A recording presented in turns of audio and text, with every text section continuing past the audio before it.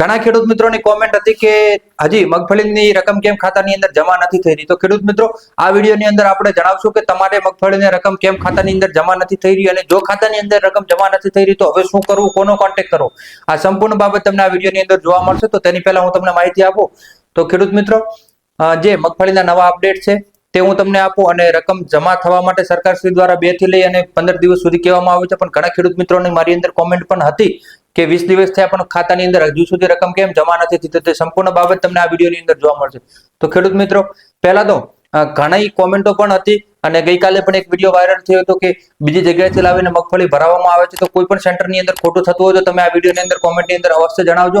આની પહેલા પણ કૃષિ મંત્રી શ્રી જીતુભાઈ વાઘાણી સાહેબે કહ્યું હતું કોઈ પણ સેન્ટરની અંદર ખોટું થાય તો અમારા સુધી ધ્યાન દોરજો। તો આ વિડીયોના માધ્યમથી તમે કોમેન્ટની અંદર જણાવજો તો આપણે વિડીયો બનાવી અને સરકારશ્રી સુધી આ બાબતે ધ્યાન દોરવા માટેની પણ કાર્યવાહી કરશું। તો ખેડૂત મિત્રો, જે તમારા તમામ સવાલના પ્રશ્નો છે, વજનની અંદર બાબતે પણ તમને કઈ અગવડતા પડતી હોય, રિજેક્શન બાબતે પણ તમને કોઈ હેરાન કરતો હોય તો આ વિડીયોની અંદર અવશ્ય જણાવજો અને કોમેન્ટની અંદર ના જણાવો તો અમને પ્રશ્ન જણાવજો તો આપણે રૂબરૂ જઈને તે સેન્ટર ઉપર પણ તપાસ કરશું અને જે ગુજકો માસોલ અને નાફેડની ટીમ છે તેના સુધી પણ આ વાત આપણે પહોંચાડશું। તો ખેડૂત મિત્રો, હવે હું તમને મગફળીના અપડેટ આપું અને પાછળથી પેમેન્ટ કેમ નથી આવ્યું તે બાબતે પણ હું તમને અપડેટ આપું તો 3,79,367 ખેડૂતો પાસેથી 8,41,494 મેટ્રિક ટન મગફળી, મગ, અડદ અને સોયાબીનની ટેકાના ભાવે ગુજરાત સરકાર દ્વારા ખરીદી પૂર્ણ કરવામાં આવી છે।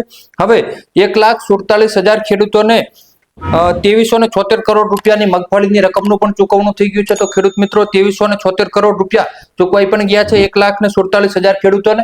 તો હવે જે બીજા ખેડૂતો છે તેમને કોઈ પણ ખેડૂત આ પહેલા પણ આપણે લખાવેલ જે જણાવ્યું હતું કે આધાર સીડિંગનું ઓપ્શન તમારા ખાતાની અંદર આધાર સીડિંગ કરેલું હશે તો જ સહાયની રકમ જમા થશે। અને મિત્રો, હવે જે મગફળીની વાત છે, પેમેન્ટની વાત છે, તો આધાર સીડિંગ કરાયેલું હશે તે ખાતાની અંદર જ રકમ જમા થશે। આધાર સીડિંગ નહીં થયેલું અને તમે પાછળથી સીડિંગ કરાવ્યું તો તમે આધાર સીડિંગ કરાવ્યું છે તેવું તમે જે ખરીદીવાળા મગફળી સેન્ટર છે તેના ઉપર ફોન દ્વારા જાણ કરો અથવા તો રૂબરૂ જઈ અને તેમને જાણ કરો કે અમે આધાર સીડિંગનું સ્ટેટસ કમ્પ્લીટ કરેલું છે। તો ખેડૂત મિત્રો, તમારા ખાતાની અંદર રકમ જમા કરવા માટે જે મગફળી ખરીદી કેન્દ્રવાળા છે તે તેમની આગળની જે પ્રક્રિયા છે તે પૂર્ણ કરશે। અને બીજો તમને મગફળી ખરીદીની અંદર કોઈ પણ પ્રોબ્લેમ હોય તો કોમેન્ટના માધ્યમથી જણાવજો। આપણે ખેડૂત મિત્રો માટે જે રજૂઆત કરવાની થશે તે સરકારશ્રી દ્વારા પણ રજૂઆત કરશું। ઘણા ખેડૂત મિત્રોના કોમેન્ટ આવે છે તો તમે કોમેન્ટ ના કરી શકો તો મને પર્સનલ મેસેજ કરજો અને આ વિડીયો વધુમાં વધુ ખેડૂતો સુધી શેર કરો તો તેમને પણ આપણને જે વિડીયોના માધ્યમથી તેમના સુધી પણ માહિતી પહોંચે અને મગફળી ખરીદી સેન્ટરની અંદર કોઈ પણ જાતની ગડબડ જેવું તમને લાગતું હોય તમારી ખરીદીની અંદર તો અમારા સુધી ધ્યાન દોરજો। જરૂર લાગશે તો તે સેન્ટર ઉપર આપણે પણ રૂબરૂ વિડીયો બનાવવા માટે આવશું। આભાર।